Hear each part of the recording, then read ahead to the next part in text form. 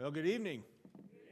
Hey, the last couple nights or Sunday morning, last night we looked at a couple passages from the Sermon on the Mount, which some would say is the inaugural address for Jesus. He has been now outed basically as the King of God's eternal kingdom.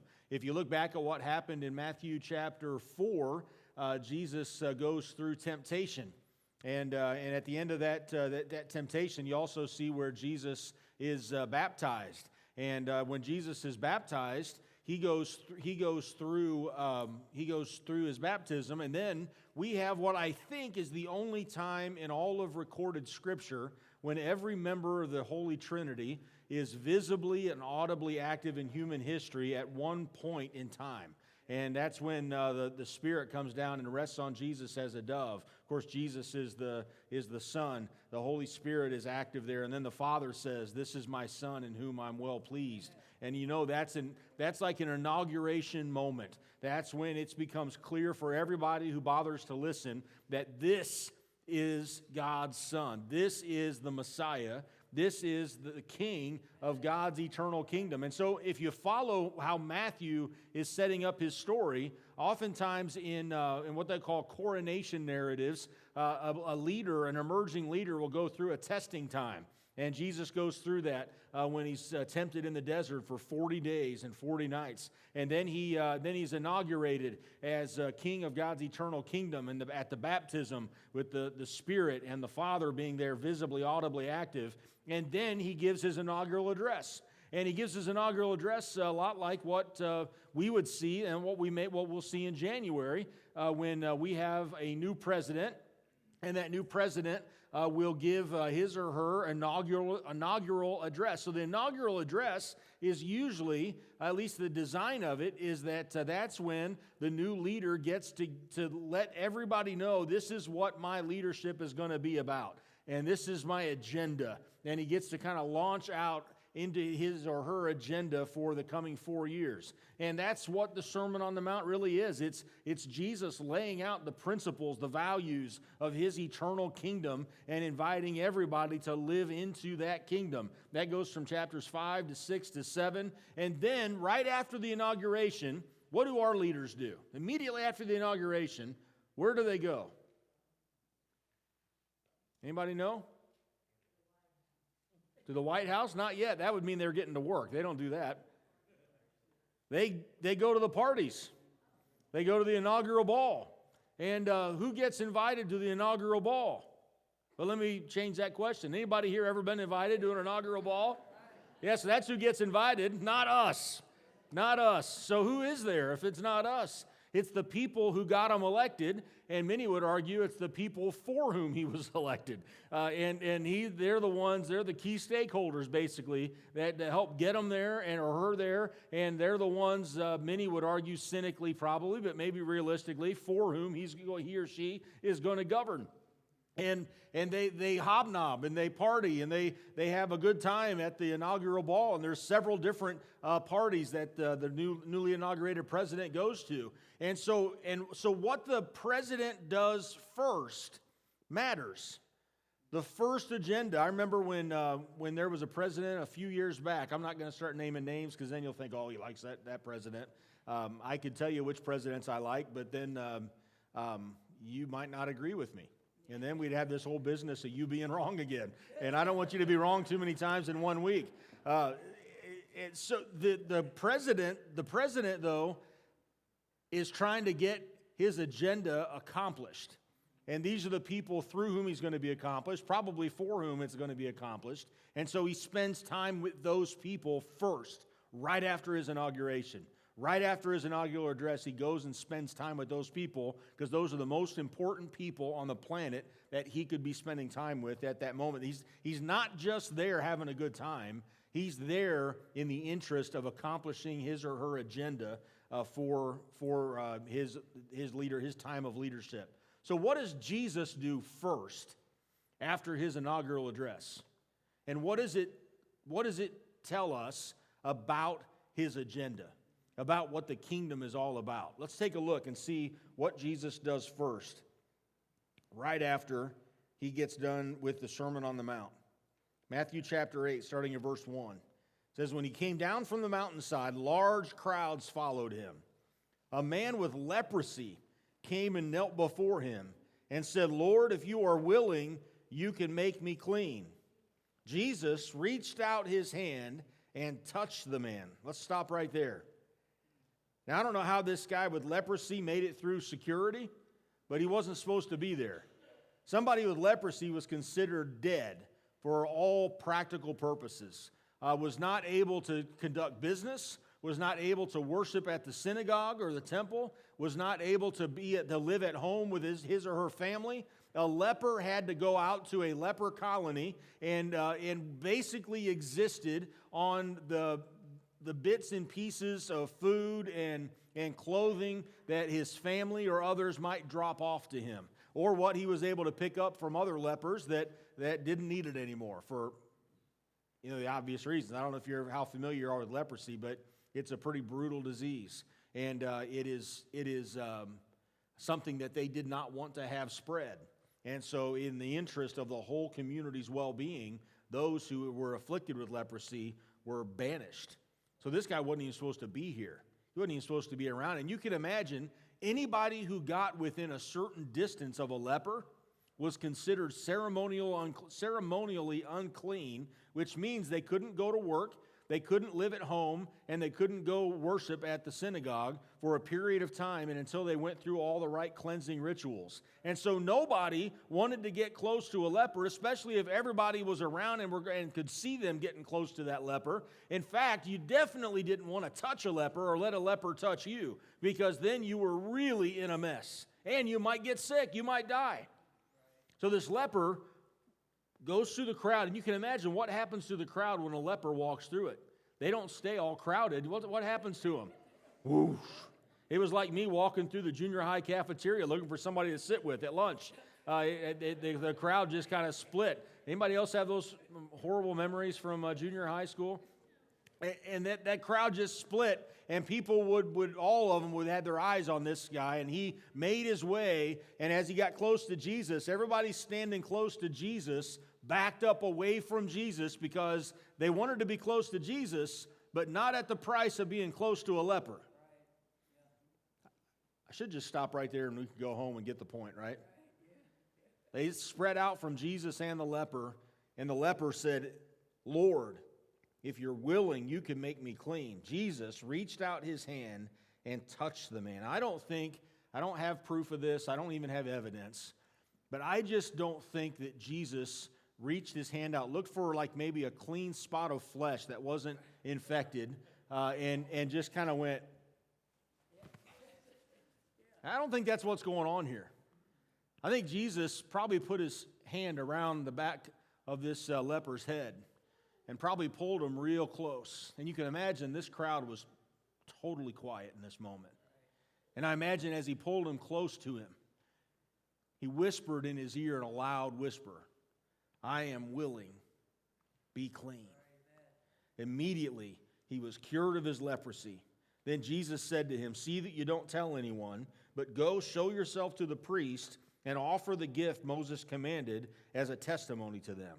So the very first person Jesus goes to after his inaugural address is not the rich, it's not the powerful, it's not the high people in high positions. It's a leper. Although the leper kind of came to him, right? So does Jesus get full credit for that? I don't know. I tend to not be too worried about giving Jesus too much credit most of the time. The first person he interacts with, the first person he reaches out to, the first person he touches is not anybody through whom he could accomplish great things because they have great resources. It's a leper who, for all practical and business and spiritual purposes, is a dead man. Has nothing to offer anybody. In fact, is nothing but trouble to everybody. Where does he go next? Verse 5, when Jesus had entered Capernaum, a centurion came to him asking for help. A centurion is a Roman army officer. The Roman army was responsible for the oppression of the Jewish people for a long, long time. They were responsible for the murder of Jewish men, for the rape of Jewish women, for the displacement and mistreatment of Jewish children, for the destruction of Jewish businesses, the desecration of Jewish places of worship. I mean, this is not just a guy who was under orders. This was a guy who was giving the orders, a Jewish centurion. Centurion, you see the word century in that word. He was responsible for either 100 soldiers or 100 platoons. It's hard to say which level he would have been at. But in any case, he's a Gentile. That's bad news for a Jew. And he's not just a Gentile, he's a Roman army soldier Gentile. And not just a Roman army soldier Gentile, but a Roman army soldier who gives orders to all the other soldiers. And so this is a guy who was probably, at some point, responsible for some of the bad that had happened to the Jewish people. Maybe even to some of the very family members of some in that crowd. And he came to Jesus asking for help. Lord, he said, my servant lies at home paralyzed and in terrible suffering. Jesus said to him, I'll go and heal him. The centurion replied, Lord, I don't deserve to have you come under my roof, but just say the word, and my servant will be healed. For I myself am a man under authority, with soldiers under me. I tell this one, go, and he goes, and that one, come, and he comes. I say to my servant, do this, and he does it. When Jesus heard this, he was astonished and said to those following him, get this, I tell you the truth, I have not found anyone in Israel with such great faith. And he's saying it about a Roman army officer who's known for being a really bad guy in a really bad outfit. I don't mean he was wearing a bad outfit, but he was part of a really bad army. He's probably wearing a bad outfit too. Can you imagine the offense that Jesus he's just the newly inaugurated king of God's eternal kingdom. He's just given his inaugural address. You think he'd be trying to kiss some babies and shake some hands and make some friends. But not only does he first go to a leper and a Gentile, but he turns and tells the whole crowd of Jewish people, hey, this guy is demonstrating more faith right now than anything I've seen in any of you. In fact, I think he's kind of saying in all of you put together. Now, I've tried to draw modern-day analogies. Like, what would that be like if Jesus showed up here tonight and brought somebody with him who we would least expect Jesus to say something good about? And then Jesus brought him up on the platform and said, this guy gets it more than any of you do. I've tried analogies, but every time I do, it's so offensive, I think people don't listen to the rest of the sermon. So I'm going to let your imagination and the Holy Spirit take you to who would be the modern day equivalent of the Roman army officer. He says, I say to you that many will come from the east and west and will take their places at the feast with Abraham, Isaac, and Jacob in the kingdom of heaven. He says they're coming from the east and the west. Jerusalem they kind of consider to be the center. Jesus is saying there's a lot of people coming from out there, non-Jewish, and out there, non-Jewish. And then he says in verse 12, like Jesus just doesn't have whatever it is that leaders have that causes them to recognize they've gotten themselves in trouble and to stop talking. He just doesn't have that. He knows at this point he's gotten himself in trouble with these people, and yet he keeps on going. Look how he makes it even worse. In verse 12, but the subjects of the kingdom will be thrown outside into the darkness, where there will be weeping and gnashing of teeth, which is a common image of hell. And he's talking this way to a Jewish crowd who just were there for his inaugural address and are his biggest supporters. Then Jesus said to the centurion, go, it'll be done just as you believed it would. And his servant was healed at that very hour. All right. So far, if you're keeping score at home, Jesus says, finish his inaugural address. He hasn't gone to any parties with any Jewish males. He's gone to a leper and a Gentile. And where does he go next? The person he goes to next is a class of person who strikes fear in men's hearts way worse than lepers, way worse than Gentiles. This is a category of person who is not to be messed with because of the damage they can do to your life. If we should have organ music ready to go, and like when the worst of the worst villain comes out in a horror movie, and the music gets really dark and loud, dun dun dun. This is the kind of music that ought to be playing right now. Are you ready? Have we set the stage? When Jesus came into Peter's house, he saw, cue the organ music, cue the horror music, Peter's mother-in-law. Is there any more frightening character that could be introduced at this point in the story? Peter's mother-in-law lying in bed with a fever. He touched her hand, and the fever left her. So Jesus, before he goes to one single Jewish male, he goes to a leper, a Gentile, and even worse, a mother-in-law. I got to preach this message one time when my mother-in-law was in attendance, and boy, was it fun. Now, this is even more offensive than just mothers-in-law. What makes this remarkable is not that she's a mother-in-law, that she's a woman. And Jesus hasn't gone to one woman yet. I'm sorry, he hasn't gone to one Jewish male yet. He's gone to a leper, a Gentile, and a mother-in-law. And it gets better. You see, what happens is that this mother-in-law is the one who sets the standard for how all of us in the future of Jesus' ministry up to this present day are to respond. No matter how dismissed we might be by society, no matter how disempowered, this is the way to respond. What the mother-in-law does here sets the standard for every single one of us every time Jesus reaches out to us. You see, he says in verse 15, he touched her hand and the fever left her. And what'd she do? Roll over and take a rest? She got up. She got up and began to wait on him.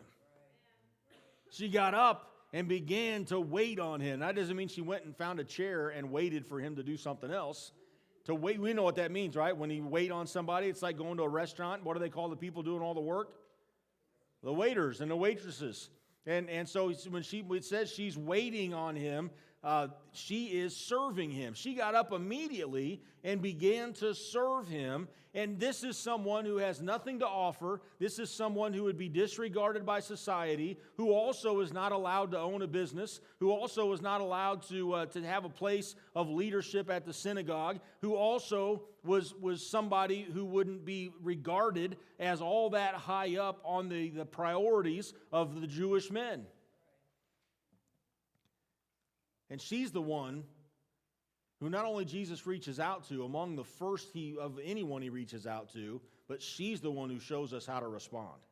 She got up and began to wait on him. What's he showing us here?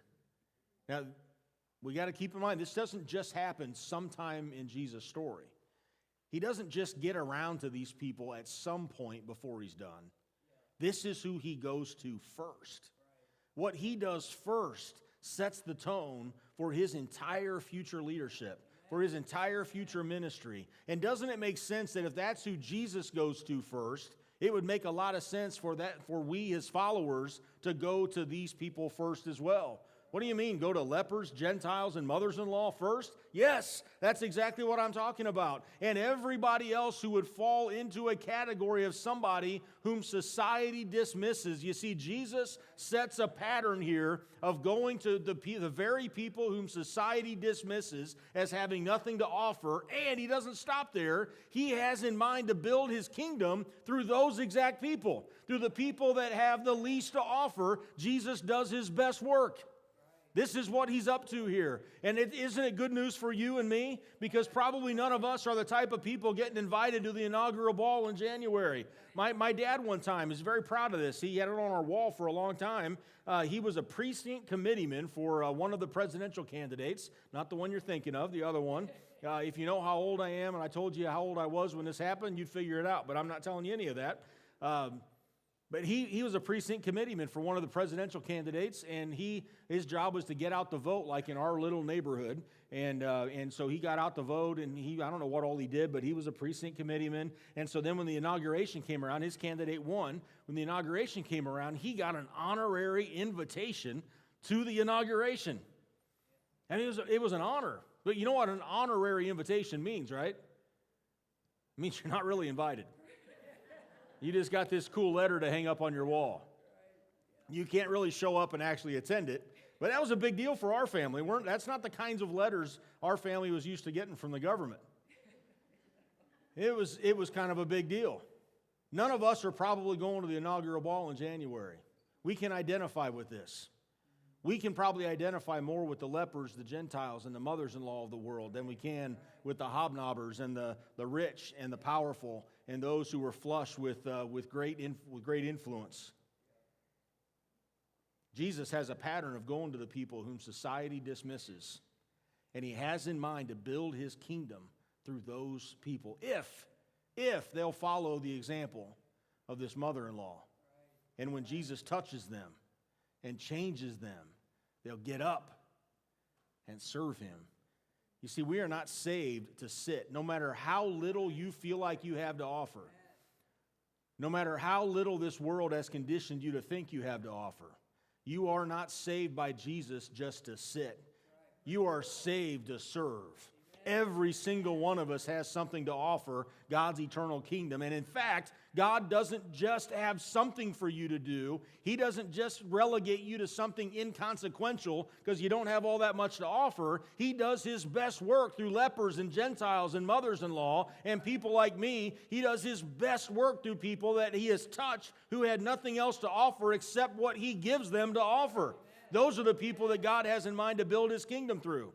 Let me tell you a story about a young girl in her teenage years, about 16, who had dropped out of high school, who had been in a bad accident and a disfiguring accident to her face, and who had developed a stuttering problem, partly as a result of some of that trauma, as well as a lifetime of abuse at her home. And her stuttering problem was so bad that she was considered officially handicapped by the school system. She dropped out of school. She had a nervous breakdown and despaired of life, did not know where to turn. She had an aunt and an uncle who lived a couple hours away who invited her to come stay with them while she got hopefully back on her feet a little bit. They gave her a job in their little mom and pop grocery store, and they started taking her to church with them. And they went to a brand new church plant, and that brand new church plant, they were part of a launch team from a bigger church that had started this new church in this smaller town. And she got to know people at that little church and went with them Sunday mornings, went with them Sunday nights. And on a Sunday night service, not too awful long after she had been there, she was there for the summer, she responded to an altar call and gave her life to Jesus. And immediately, they put her to work. They started having her sing on Sunday mornings. And immediately they started having her serve in a Sunday school class. And wouldn't you know it, they thought, you know what, she's probably college material. She hadn't even graduated from high school. In fact, she dropped out of high school, but they helped her get back into high school, and they let her live with them for quite some time. They stayed close to her and discipled her while she finished high school, and then they found a way for her to get to a Nazarene college, and she made it to that Nazarene college and met a young man from another small town, another state. They got married, and they began a life together. Her stuttering problem had gotten a little bit better as she went through college, and get this, her college was paid for by the government because she was handicapped. Isn't that something? Her stuttering gradually got better and better. She gained some confidence, and she was in a healthy relationship. They got married. They had a son. While they were still in college, they ended up moving for her husband to become a public school teacher. They landed in a Nazarene church, and they began to serve. And as soon as they got there, they started serving. And this young girl who had nothing to offer was a mess and was even basically unable to communicate, had come so far as to not only be college educated and married, but she starting to serve in her local church. She took on a primary Sunday school class as a helper, and then she became the lead teacher, and then later she became the supervisor of the primary department. And she loved those kids, and she learned the stories and told the stories. She called on them on Saturdays. You know, it used to be that Sunday school teachers would go out knocking on their students' doors on Saturday, and then the buses on this church anyway, would go out and pick kids up on Sunday morning, and they'd have a class full on Sunday morning, and they would teach the lesson to them. Sometimes they'd feed them a little bit, and she began to look for other ways to serve as her kids began to grow up and they got into school. She had a little more time, so she took also on the homebound class. And the homebound class were all the people that couldn't make it to church because they were homebound. They weren't well enough to get out. And so she began to bring their Sunday school papers to them every week and to share a little bit of the lesson with them. And then she began to see things that they needed done around their house and things that they needed done. She began to cut some hair for some of the ladies. She began to help them with some cleanup. She did a little bit of yard work for others. And she just became kind of the right-hand person for a lot of the elderly people in that church. And she just absolutely loved this ministry. Every bit of this ministry was behind the scenes. None of this ministry was something that anybody was looking to give an award for at District Assembly, but she gave her life to that homebound class and to that primary class. She gave her life to raising her two sons as Christians, to give them the kind of upbringing that she never had. She watched how the other families in the church raised their kids and went home and did likewise and poured her life. Now, I'm telling you a lot about this lady, and I can tell you that she raised her two kids, and they grew up. They also went to Nazarene College. They got married, and they're both spending their lives serving the Lord. One is a lay person, one is a pastor, and she now has a bunch of grandkids, and several of them are serving the Lord, if not all of them at this point. And now she's got some great grandkids. She continues to serve in her local church, continues to be a voice and a help, the hands and feet of Jesus to those who don't have a whole lot to offer. And I would submit to you that she has made a profound difference for the sake of the kingdom. In fact, I would have to live a long life and have a really long, effective ministry for me to think that my receiving line in heaven of people waiting to say thank you for what I've done for them is going to be anywhere near as long as hers. But you're never going to hear about this lady. She has had an incredible life. If you knew her today, you would almost never hear her stutter unless she was getting nervous or was really tired. Yeah. And you would never know that she grew up in abuse because she has a tenderness and a commitment to others, a genuine love for others that just kind of knows no bounds. And she's got some rough edges. She'll tell you what she thinks now and then. You're never going to read an article about her. You're never going to read a book about her. You're never going to see her life story made into a movie. She just isn't that kind of person. So how in the world would I know that much about her? I can tell you this much detail about this lady because she's my mom. And I know what it is to have my whole existence dependent on an aunt and an uncle, Aunt May and Uncle George, who cared enough to reach out to a young teenage relative of theirs who was a mess, who had nothing to offer. But I don't know if they saw potential in her or not, but God did. God saw something in her that nobody else at the time could possibly see, including herself. And He led Aunt May and Uncle George to pour their life into her. And they became parent figures in her life, and they poured their life into her. That she ended up attending and raising her family in the same church that Aunt May and Uncle George were a part of. And I've gotten to be a big part of their family and their life in that church. And when I hear about churches reaching out to people who don't seem to have a lot to offer, I smile. Because I think you have no idea what God is going to give them to offer. You have no idea what God has planned for them. More than we could ever ask or imagine. If we would just have the faith in God to go after the people that Jesus went after first. Shouldn't holiness people be the folks who were going after the lepers and the Gentiles and the mothers-in-law? Shouldn't holiness people be the folks who believe in the optimism of grace that God can reach anybody and He can do anything with anybody when they give their life to Him? That God can give somebody something to offer to this world. God can use somebody's service to this world in ways that are powerful and life-changing, not just for them, but for everybody God leads them to serve. I just believe that there's an awful lot of harvest out there if we weren't so picky about who we reach out to. It's like we're afraid of getting touched by the leper. When Jesus knew, it's not holiness that needs to be afraid of sinners. It's sinners that ought to be afraid of holiness. It's not, sin is nowhere near as contagious as holiness. And if I'm full to the brim of the presence of Jesus Christ, I don't have to be afraid of anything. Now, this is also a message for those who feel like maybe they don't have a lot to offer. You see, it's easy for our feelings of inadequacy. It's easy for our feelings of woundedness to make us start to think of ourselves as not having a lot to offer, but we're just kind of along for the ride. But what could anybody ever want from us?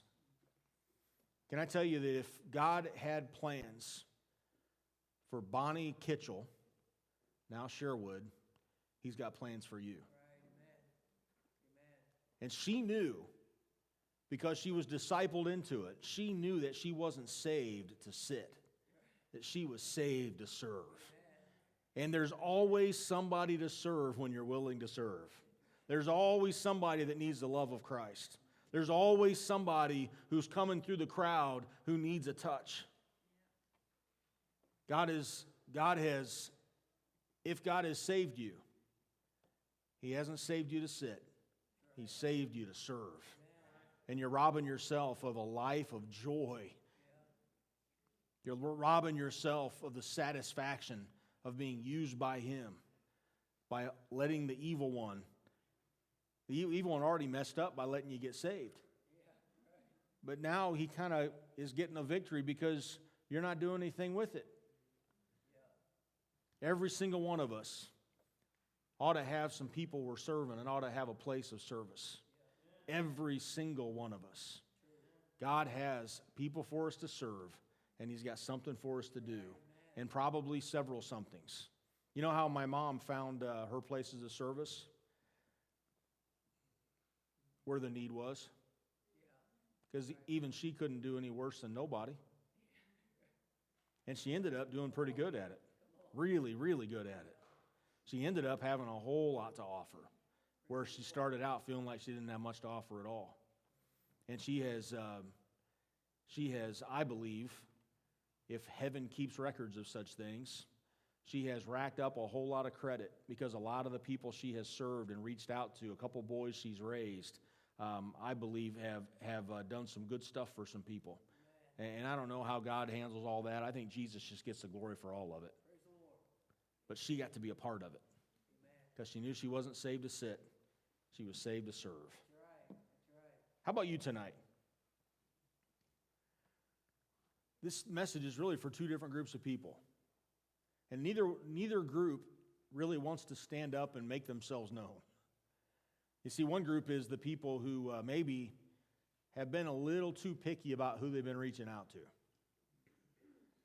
And it's a good reminder for us that who did Jesus go to first? He went to the lepers, the Gentiles, and the mothers-in-law. Now, how do you know who the lepers, Gentiles, and mothers-in-law are in our community? Well, just think for a second. Who's the last person you'd want to reach out to? That's them.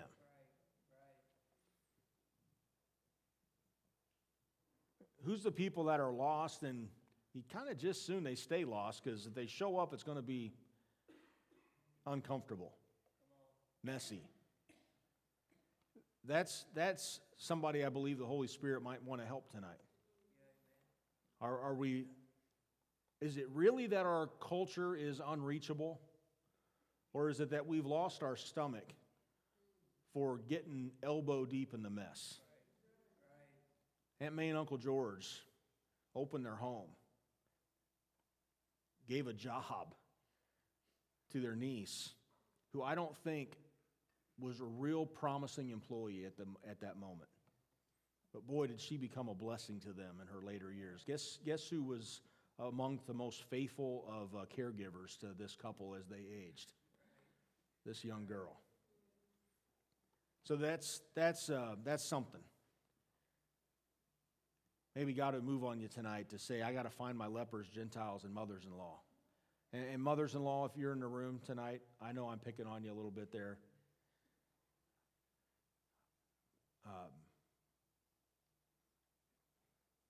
And just know, I'm not just picking on you, because that's not just about being a mother-in-law. It's like I said earlier, it's about really all women. Because in their culture, that would be the last person that you'd expect a newly inaugurated king to be spending his time with. But I wonder if we have anybody here tonight who just doesn't feel like you have a whole lot to offer. And if you're going to have anything to offer, you're going to need Jesus, one, to give it to you, and second, to show you. And could I just suggest this to you? After this message, it's my hope, my desire, if this lands, the pastor ought to have a half dozen phone calls in the next couple days from people who say, where can I serve? Where do you have a need? My mom didn't decide what she was suited for. She didn't take a bunch of spiritual gifts analysis tests. She didn't figure out her personality type. She just found out there was a need that nobody else wanted to do. What if your pastor, during Pastor Appreciation Month, got a half dozen calls from folks saying, Pastor, what is it that really needs to be done that's essential to the mission that nobody else is doing? Sign me up. That'd be a scary call to make, wouldn't it? Wouldn't it be something if tonight, maybe the altar call is not that great, but the real response is people getting up and waiting on Him. People getting up and waiting on Him. Whatever the need is, that's where I want to serve. And it's amazing how when we're obedient to serve, even if it's out of our gift mix and out of our personality type and out of our talents, when we are willing to serve to meet a need, we put ourselves in position to be able to say yes to what God has for us after that.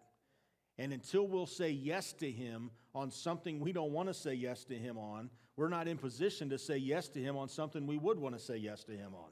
And we miss out on God's best for our life because we're not willing to take what He has for us now. So I want to promise you, when you've been saved, you have something to give. And God will use you, and He'll be faithful. And that will be your identity. That will be your joy in life. Finding your place in service to Him and His kingdom.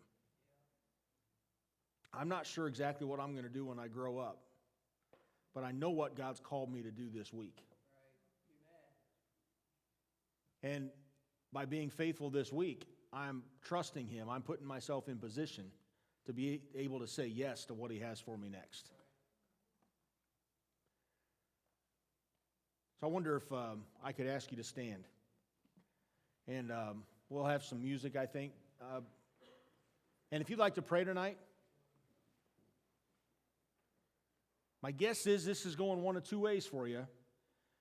Either you need to lower your sights on who you're reaching out to, or you need to raise your sights on what you believe God could do through you.